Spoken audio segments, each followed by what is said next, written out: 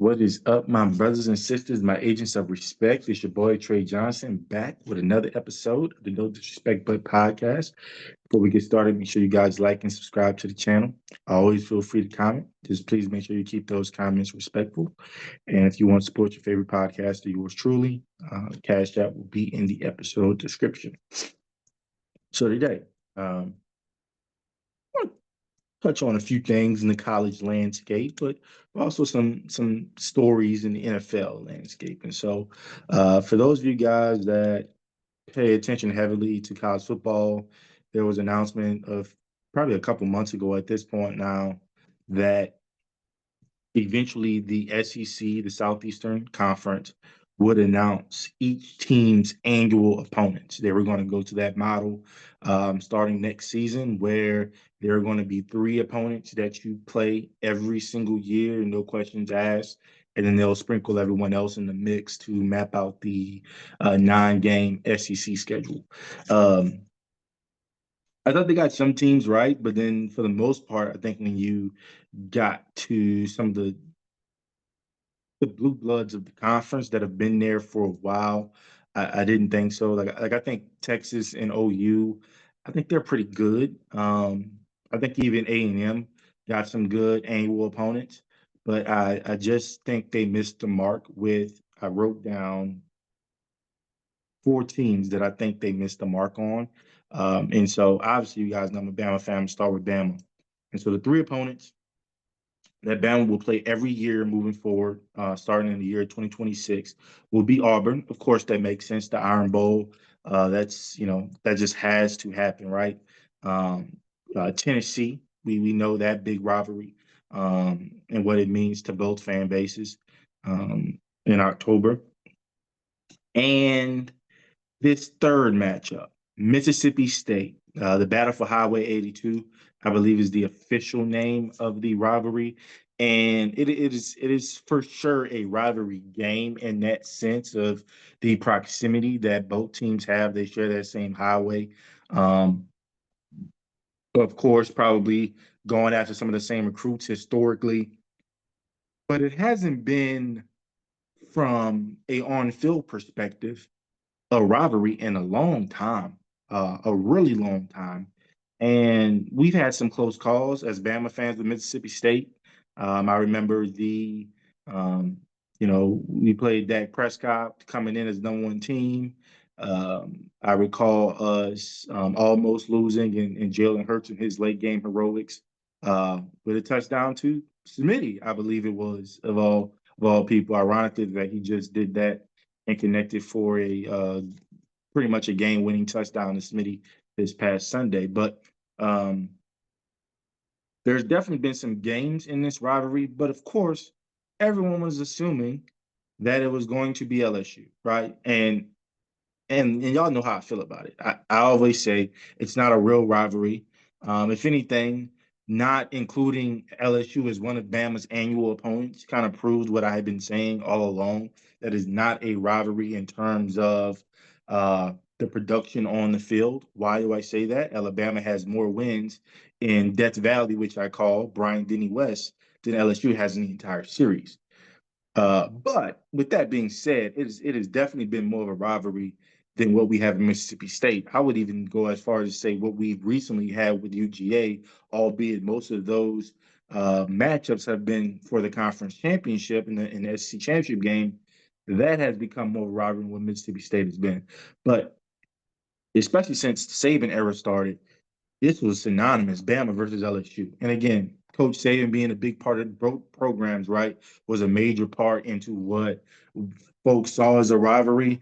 But what I loved about it and what I'm going to miss after this November is the products on the field. You saw two teams putting out young men that are going to play on Sundays. And that is just beautiful football. Yes, sometimes it had resulted in blowouts and things of that nature, but you still saw that talent level of guys on both sides, regardless of the outcome, that were going to play on Sundays. And they brought, when talent meets talent, it brings out the best, regardless of what the score says. And you're going to miss that. in my opinion. I think you're going to miss that. I think the SEC got it wrong in that endeavor. This is one of your draws. Now, here's the thing: this could be a way, especially when we're talking about college football expansion from 12 teams to 16 to 24, so on and so forth, that you can try to get as many SEC teams in as possible. We've seen the Big Ten kind of do this, shuffle up the scheduling to where some of their heavy hitters aren't really meeting each other as much, and then they can have teams vying for a spot, not just in their Big Ten title game, but in the uh, playoffs. And they were able to do that last year, and maybe the SEC is trying to take a page out of their book. But Auburn and Tennessee for Bama, I definitely agree with. Not so much on Mississippi State. Thought that should have been LSU. With LSU, they got Arkansas, which you understand, battle for the boot. Ole Miss, which I understand that has been a really good game in recent years. But they added A&M. And I know they've had some thrilling games. They had one last year. I remember that 7 overtime game they had a few years ago. But Bama, Florida, like those are two teams that I think bring the very best out of LSU. I think they go into the year saying those are two games they want to win, right? They want to play well in. They're 1-0 against Florida. We know the history of that rivalry. I would call it that. I remember being a kid and during the time where everybody got Tim Tebow's number and they were calling them and saying, "Hey, Tebow, LSU's gonna beat you," that type of stuff. And I remember him scoring a touchdown and saying, "Call me," and those types of things. You've seen LSU have some big wins against Florida in their team's history as well. A lot of times en route to a national championship opportunity. And they had a pretty good matchup just now. 23-13 was the final score, something like that. But again, guys that you know are going to play on Sundays at some point, just going crazy against each other. I just think leaving one of those two teams off of LSU's gauntlet or LSU's plate in terms of the annual opponent, it was just a miss by the SEC, in my opinion. But I love Arkansas being there. There's a trophy involved. Maybe they can actually start to make that a thing now again, bring it back. Like I remember, um, when Arkansas had Darren McFadden and those guys, Matt Jones and Felix Jones and those guys, and how big that game used to be. And so maybe that can make it magnified a little bit more with them being an annual opponent. Again, Ole Miss, especially under Lane Kiffin, those have been some really good matchups between them and LSU. LSU has gotten the better of Ole Miss a number of times. Ole Miss has gotten the better of LSU at some points in time. And there's a dynamic there, Louisiana, Mississippi, that I like that. But Texas A&M, I just don't see it. Again, I think they've had some great matchups in recent years. But when you think about LSU versus Alabama, LSU versus Florida, one of those two teams needs to be in this annual component. And I think we missed there. UGA or Florida, they got UGA, South Carolina, and the University in Kentucky. And for me, again, I felt like Florida could have had UGA, LSU, and I would have said Tennessee. South Carolina, for me, that matchup is similar to the is similar to what the Alabama LSU matchup became with Nick Saban being the common denominator.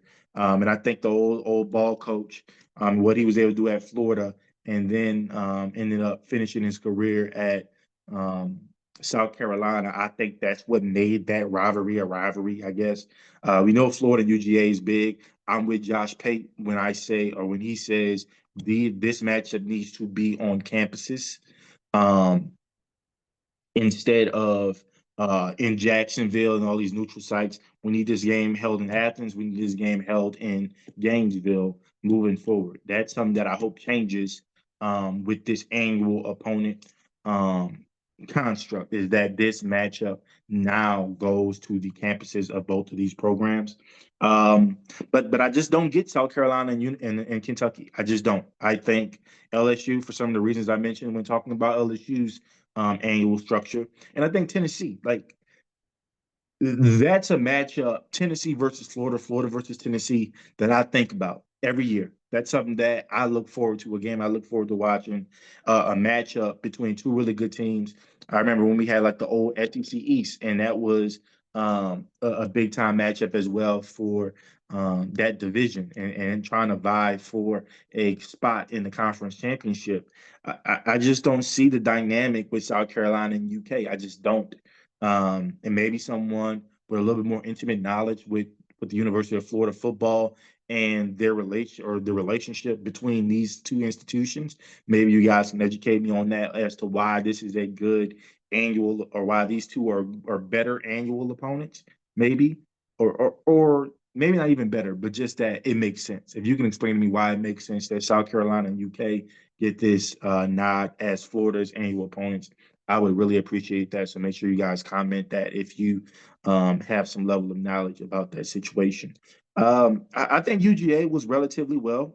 Auburn and Florida makes sense, but South Carolina, I thought Tennessee should have gone there, in my opinion.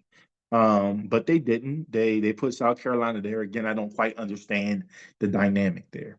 Like I would have rather you pick Texas or Oklahoma and put them with UGA as opposed to South Carolina or I don't know. I just didn't get it.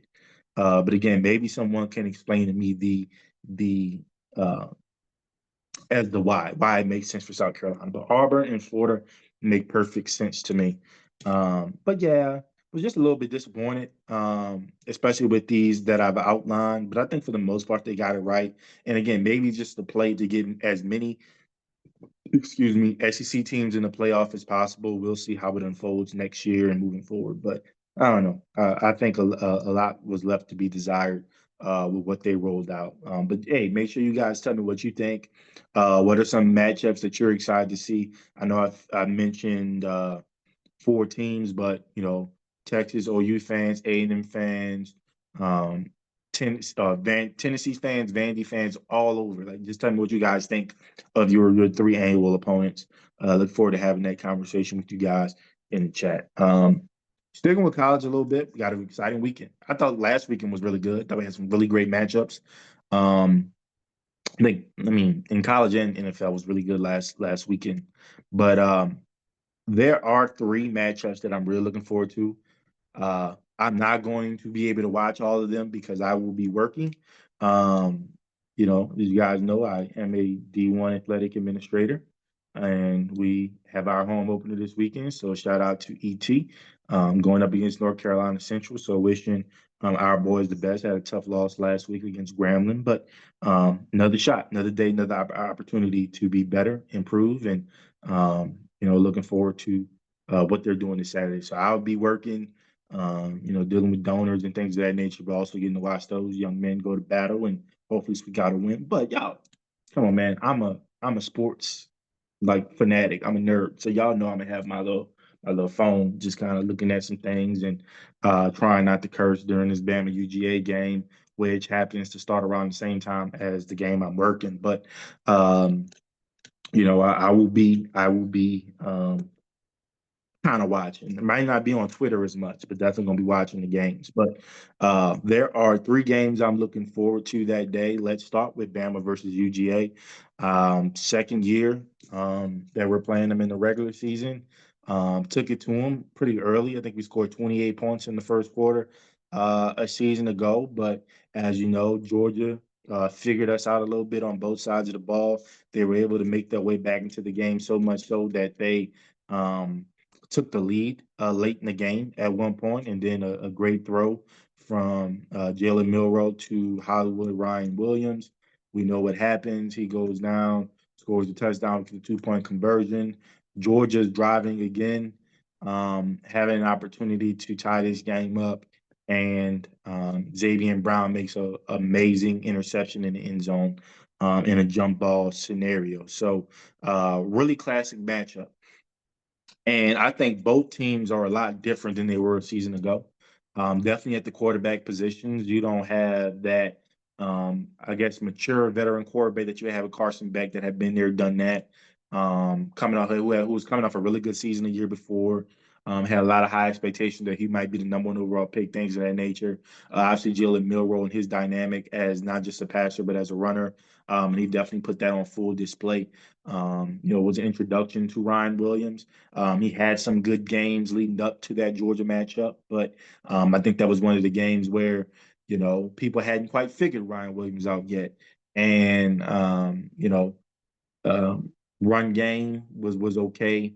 Um, I know Georgia was dealing with some injuries. They still had some. Their skill position players weren't the best that year. So definitely a new team. Ty Simpson and Gunnar Stockton are the quarterbacks in this matchup. Still got the same coaches, but for the most part. But I think Ryan Grubb taking over as the offensive coordinator. There may be some new wrinkles that maybe Kirby isn't ready for. But I think Mike Bobo did a really good job of kind of getting the feel for Coach Womack's defense, and we're going to see. So the way they finished that game against Alabama, do they start that way? How is Alabama going to come out? They've had some okay starts offensively. Still haven't been able to really run the ball as well as I think most would like. I think even they would admit to that. And so what's going to be that perfect blend between run and pass?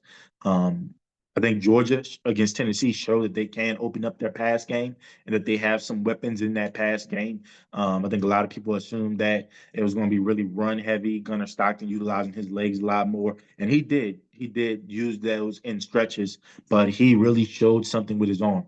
And so now, he did that on the road in Tennessee, which, as a Bama fan, I know how crazy that stadium, Neyland Stadium, can get. And so for him to go in there, have a big comeback drive to tie the game, and then in overtime leading a touchdown drive to win it all, you know, really, really want to see how he builds upon that. So there are a few key to victories. If you want to know the key to victories for UGA to win this game, go follow a podcast where somebody's a UGA fan because you ain't gonna get it here. But I will give you Bama's keys to victory. There are three that I will say. Establish the run game. I won't say dominate the run game, but establish the run game. You have to be able to establish the run. We haven't been able to do that these past few weeks, but Ty Simpson has played well. Obviously, Florida State, a much higher competition level, really took advantage of us not being able to commit to the run and sustain drives on the ground and putting the ball in Ty Simpson's hands a ton, maybe a lot more than you really want to. And so UGA, who I think on paper is a much more talented defense. I think they're gonna also try to take that run game away, make life difficult for Ty Simpson, try to get pressure with four so they can play coverage on the back end to try to neutralize some of our weapons out there and making more tight windows that Ty has to throw into. And so, Jam Miller's coming back. You're going to have to establish a run game to help. I don't believe for 1 second we're going to hop on UGA the way we did last year. I have enough respect for Kirby Smart to believe that he won't allow it. He's showing them that tape. They're not even showing them getting back into the game. They're showing them that first half. If I could imagine what Kirby's doing in practice, like he could care less, or he couldn't care less, right, about what they did in the second half to get themselves out of that hole. No, he wants to show you that, hey, you were pathetic, you were soft, and they took advantage of that. Or you're going to have that happen again in front of your family, your friends, in your stadium, in your house. And he's going to have them ready to play. So I don't think it's going to be as easy as it was. It felt like clockwork. We were just getting whatever we wanted. I don't think it's going to be that. I think Alabama is going to be tested. But in that, they also need to know they should be showing not what they did in the first half, but what they did in the second half, and how it took a big time play to really get them back into the game when it felt like they took their foot off the gas. So again, establish the run. You have to be able to maintain possessions with the run game. Second thing, you got to generate a pass rush. I really want to talk about the run defense. I do think that's still some level of a weakness for us, but at the same time, I do believe with Tim Keenan coming back, London Simmons played really well against Wisconsin. last week. Um, I think we're starting to build some blocks there in our front seven to manage the run game.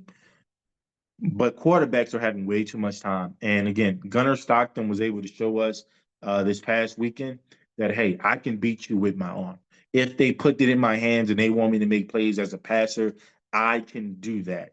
And he did that against a really good Tennessee defense, right? A really good defensive line over in Tennessee as well. And he made those things happen. And I want to see, they're going to test Bama's defense. They're going to test our ability to stop the run. They're going to test our linebackers. We know that um, UGA always keeps a good third down back that can make life a little bit miserable. That was actually how they got back in the game last year. They started kind of taking what we were giving them and getting their running backs involved, getting their tight ends involved, and so they're going to put a lot of pressure on our backers, on some of our safeties, and I think they're going to take their shots. Kirby has never, even in the years where he hasn't had an explosive offense per se, or a lot of confidence in the quarterback position, he has taken his shots and he has made the opposing defense, especially in matchups against Alabama, prove that they can stop that time and time again. So he's going to test you. And so I want to see, you know, how do we protect our secondary, which I think we're still trying to get a handle on. I think we got some really good playmakers, but our line and our linebackers have to be able to generate pressure. And if we can generate pressure with just rushing four, which is a dream, right? Every defensive coordinator wants that. Like, that has to happen. We have to be able to put Gunnar Stockton under duress without having to blitz and things of that nature, and being able to force him into mistakes. And I would say the next thing, kind of going back to the offense here, I would say be aggressive. Be aggressive. You know, I think we were a little unsettled against Florida State. I think we were a little soft at times, a little bit just indecisive, and you can't be indecisive against this team. Again, we're going again in another just rabid road environment, and you have to have a fast start. And so we're going to need you to be explosive, and make some big plays early to kind of die that crowd down. And so I want to see those things. But definitely have to run the ball, have to generate the pass rush, and they just have to be decisive and get off to a fast start on offense. So looking forward to those things. I do have Bama. I will say this. I was telling somebody I think Bama's going to win 30-17. I think it's going to be like a 20-17, 23-17 type of game, pretty much most of the way, like within one possession for the most part. And then I got a Jam Miller touchdown. I'd say about 4 minutes left in the full quarter to really put it away. And then um, and then take it from there and win that game. But it's going to be a lot closer than, I guess, a 13-point win. It'll be a lot closer game, I think. But we'll see. The players have to play. Another match I was looking forward to is Ohio State going on the road versus Washington. The Ohio State, the Buckeyes, got a big win against the University of Texas, and then essentially they played cupcakes since. Um, so I don't really know who they are as a team. Are they a team that was just in a dogfight with Texas? Really good defense, iffy on offense, but still made enough plays to win the game and ultimately did. Are they that team that are going to have to kind of squeak out wins against top tier opponents, or like are they the dominant team that we saw against like a Grambling where they just got anything they wanted offensively? Their defense is their defense. Um, and I think they're going up against a team in Washington. Washington has a really good home crowd. That's going to be a quarterback in um, Julian Sane, I think, will be making his first road start at that point in time. We knew he was a little shaky in his first career start against Texas at home. How will he uh, how will he play in that environment in Washington? And Washington has a run game, really good running back, and they have a really good receiver in David Boston Jr., I believe. And so I want to see if Washington can keep themselves in the game. Ohio State is a juggernaut, okay? and they can win this game in the first quarter if everything goes right for them and they play the brand of football that they've shown that they can play. But Washington, how can you display that, hey, we're here too, we're going to fight back, we're going to utilize our home crowd, we're going to utilize the way we play our brand of football to go toe to toe with you? And so if Ohio State sees that, oh my God, like they aren't going away, how does that change their play calling? How does that affect Julian Sand as a young quarterback, making again, I think his first career road start. So, um, what are ways that Washington can take advantage of their environment and make life a little bit of hell for Ohio State's offense? And if they are able to do that, right, how can they capitalize by putting 7 on the board, or 6, I should say? Because if you're not going to be able to drive the ball, you're not going to be able to take advantage of red zone opportunities. You're keeping a just perennial giant in the hunt. They may be sleeping, but they are still a giant. And if you give them enough time, you give them the opportunity to wake up, they will wake up and they will destroy you. And so I want to see how Washington um, answers the bell against the Ohio State. But I will say I do think, as much as I'm looking forward to this game, I do think Ohio State is who I think they are, or they are who I think they are. I think is the best way to say it. And I think they're going to win big. This may be a good, probably like toe to toe, probably first quarter and a half. But I think Ohio State will just separate themselves as they have tended to do, especially when you couple the end of last year going into this year. But I'll take Ohio State in this one. This next game, okay. Oregon is going on the road to Happy Valley, Penn State.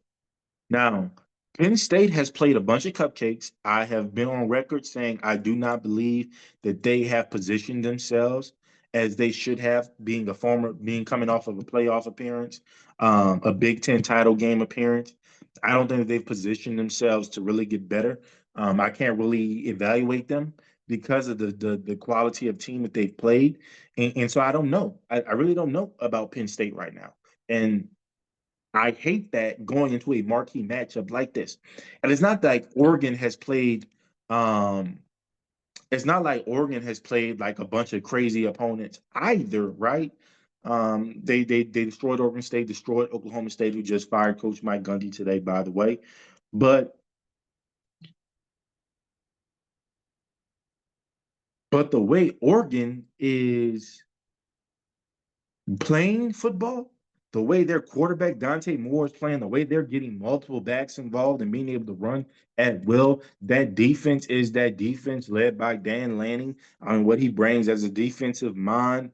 Um, I don't know. Like they had a really great Big Ten matchup. And Oregon was able to pull it off and win the championship their first year in the Big Ten, and that led them to be the number 1 seed in all of college football with the playoffs starting.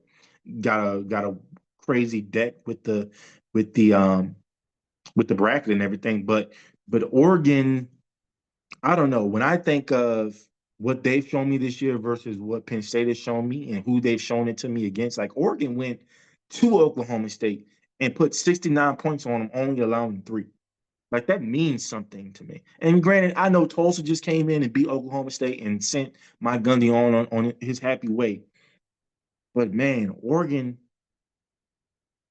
I'm looking forward to this game more so because I want Penn State to be able to prove me wrong, but I just feel like Oregon is going to prove me right. That they are now a team that was once the class of the Pac-12 coming in and pushing themselves into the class of this new Big Ten. Along the likes of Ohio State, I think Michigan's working their way back up there. And I think Oregon is going to be a mainstay. And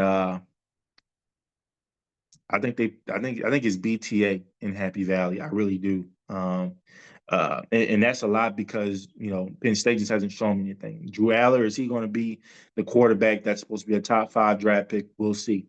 They have weapons now on the perimeter. We got to see that. They have 2 really good running backs. How will they get going against Oregon?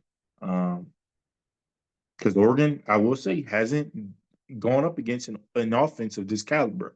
They haven't gone up against a defense of this caliber with the former Ohio State defensive coordinator going over to Penn State.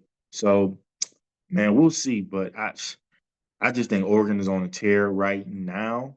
but this could be a huge win for Penn State, and a huge win for Coach James Franklin and what he's trying to do in bringing titles back to Happy Valley. So uh, that's enough for college. Let's run through NFL real quick so then I can head out of here. Jackson Dart, first round pick of the New York Giants, is getting his first start against the San Diego Chargers. Um, definitely happened a lot sooner than I thought. Um, I thought in a perfect world they felt like Russell Wilson was going to give them the best chance to win now. Definitely played well in two of the three games. Didn't play well last game, but definitely left some meat on the bone. Had some plays he should have made. Um, and a lot of it because Coach Daboll, his job's on the line, so you kind of go with the vet, but you still have this young guy in the reins or waiting in the wings. So it's like, hey, like I still should get an opportunity with this guy. Well, uh, Russell Wilson and Hope is in the bargain. They're 0-3, and there were a couple games they probably should have won, but they did not win, and they're sitting at 0-3. You saw Jackson Dart get sprinkled in against the Chiefs a little bit, more so in some package stuff. But they're giving him his shot. Had a really good preseason. Um, I just don't know if this is the defense to make that change. But we'll see. We'll see how he plays. Um, I thought in the preseason, while he did play well, they kept the game plan a little bit simple for him, utilizing his first read a lot.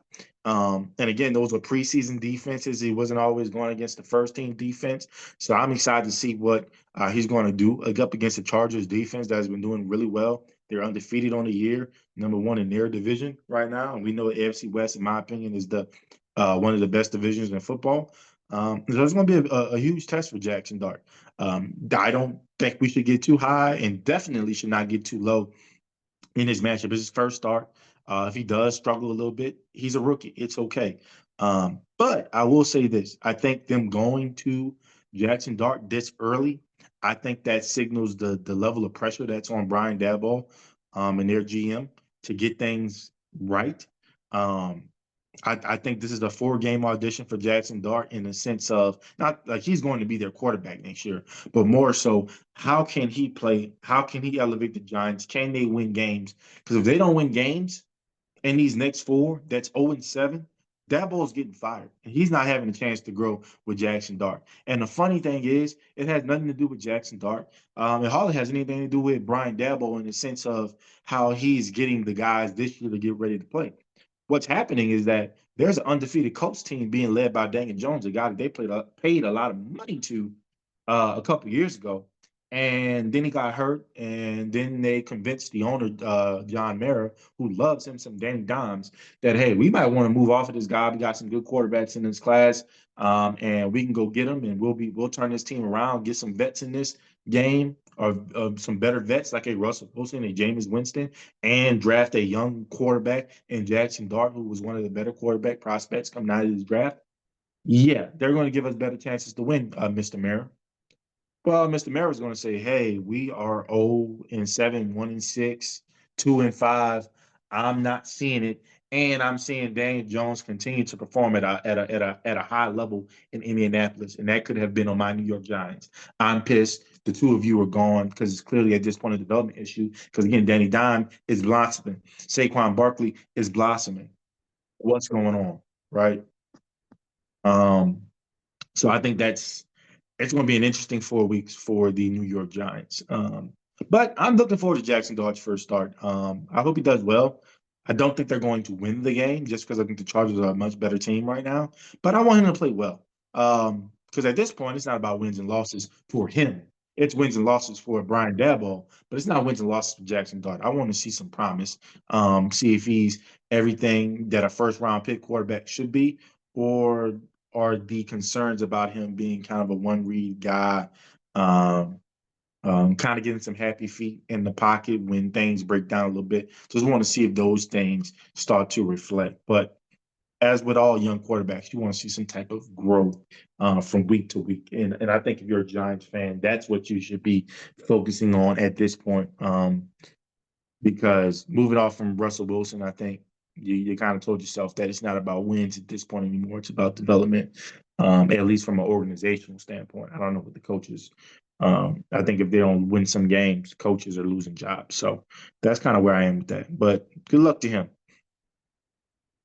Will the Saints make changes? My God, that embarrassment of a game against the Seattle Seahawks.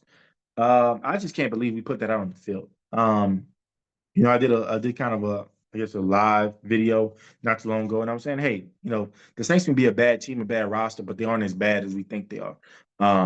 And I still believe that. I do not think that what we saw against the Seattle Seahawks is more of who the Saints are than what we saw against the Arizona Cardinals and San Francisco 49ers. But there are some issues that continue to be persistent in hurting our chances to win.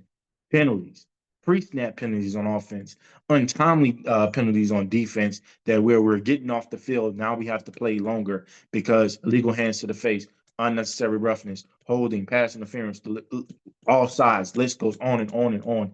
Inability to get a pass rush, inability to really stop the run. You're basically seeing teams double team Devon Gotcha and just saying, "Hey, we're going to win our one on ones everywhere else," and our guys can't win one on one in the run game. They're not winning one on ones in the pass game, getting pressure on the quarterback. Our secondary, Kool Aid. Hey, you want to be the Warden of Angola? You got to step up. You got to step up. Yes, I know we're playing a lot of match zone concepts and you have to rely on other guys being in the positions, but hey, you're going to control what you can control. And right now, you're not controlling what you're good at. You're one of the best man corners to come into this league. It's time to start to prove it. Time to start to prove it. Like, I mean, yeah, it's year two. We're talking about young guys and growth, but there are some good young guys that we're banking on being much better now. Kool-Aid's one of those guys. He has to be better. Brian Brzee has to be better. What's the good in getting to the backfield if you can't tackle? Multiple sacks missed, multiple running backs having a chance to get tackles for loss, multiple opportunities missed. That has to change. No more flashes. You're in year three. Flashes are not good enough. It's time to be the real deal, or we're moving on. Or that check stub is going to look a lot different. You're not going to be in the upper echelon at your position because you are not producing as such. Yes, you can get to the quarterback quicker than a lot of interior defensive linemen, but you can't finish. And until you learn how to finish, you will not be one of the best in the game today or the best of all time. That's the difference between you and other guys in this league at your position that are being talked about in those conversations. You got to get it together. Pete Warner, my God, do you understand that when you are in zone, if nothing's in front of you, you should keep dropping back. You should keep getting depth. You played zone at Ohio State, so you should know how to run the defense. Cesar Ruiz, can you block? Can you block? Pass game, run game. I don't really care what it is. Like I wouldn't even put you on special teams unit right now. But again, will the Saints make changes? Told you guys going into this year, everybody wants to talk about, oh, is Kellen Moore going to survive a year? Yada yada yada. He's fine, right? Because we took over a bad roster, right? You guys understood that. You guys said we were the worst roster in football, so we understand what he's working with, right? We understand that we're dealing with a losing culture that we just can't eliminate in one season, one off season. No, no, we're rooting it out. We're taking our time. My client and I, self-proclaimed sports guru agency. You guys know I represent Kellen Moore as a liaison between him and the fan base, we at Nation. But changes, I won't say they will be made. They have to be made. They have to. Cesar Ruiz cannot continue to be a liability on this offensive line. You brought in a guy like Dylan Radins. You bet on a guy like Torricelli Simpkins, who comes in as an undrafted free agent and works his behind off to make it to the 53-man roster. I'm not sure about Landon Young if he's out for the year, but I will check on that. But let's say Landon Young returns. You got another guy at a guard position that you can bank on. Trevor Penning is supposed to be back at the left guard, so we have a lot of guys that can make a run at that right guard position. Luke Fortner, who is somebody that you traded draft capital for. Actually, no, we just did a player swap. So it's somebody you traded for. Maybe I know he's more so a center, but hey, maybe he can come in that guard. He's played that position before. But Ruiz cannot continue to be a liability for our team and continue to get snaps. Isaac Yeadham cannot continue to get snaps on his team. I'm not even thinking about the comp pick that if he continues to get a bunch of playing time, we lose. I'm thinking about there's a young kid that you drafted in this year's draft that is familiar with your system and makes plays. He made plays in the preseason, taking the ball away. We made plays in training camp, taking the ball away. And guess what he did? His first real series on the field, took the ball away, forced a fumble, get Quincy Riley on the field. I guarantee you, you know who will be happy that Quincy Riley is on the field? Kool-Aid McKinstry, because that's one less person I got to worry about not doing their job. Let's get guys in. Edge rushers, Chase Young. I hope you know the meaning of long term now. Get healthy, please. I don't want you rushing because if you rush and you make it worse, it's horrible. But get that calf ready. We're going to need you. Carl Granderson. Yes, you're doing well getting sacks this year. Need better. Need better. Need that pressure rate up. Cam Jordan, if you're going to be a veteran taking snaps from a guy like Chris Rumph who makes plays, I need you to step up. I need you to hold yourself and your guys accountable because it's not young guys that are really struggling for the most part. It's these veterans. Pete Werner, you should be better. Chase, Cam Jordan, you should be better. Brian Brzee, going into year 3, or you're in year 3, you should be better. Nathan Shepard, better. We have to be better. Justin Reed, better. You have to be better. Now you don't have a Julian Blackman who is coming in with 5 years of experience. You have a rookie in Jonas Sinker that is leaning on you to be just as good at your job, to also help him be good at his job as he's learning the NFL. I mentioned Cesar Reese has to be better. You got to get Talisa Fuaga healthy. But guess what? Even when he in some of his starts this year hasn't looked the best, you got to be better.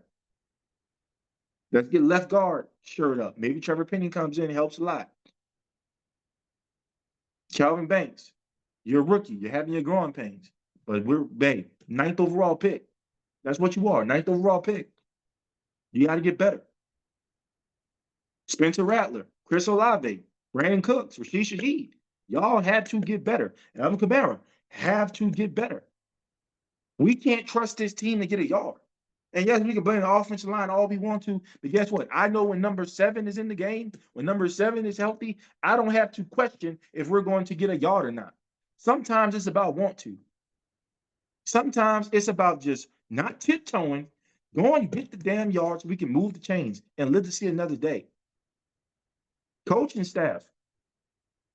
I told you, hey, I'm blaming players this year, but guess what? That don't mean your ass is off the hook. There are some things that I identified with coaching.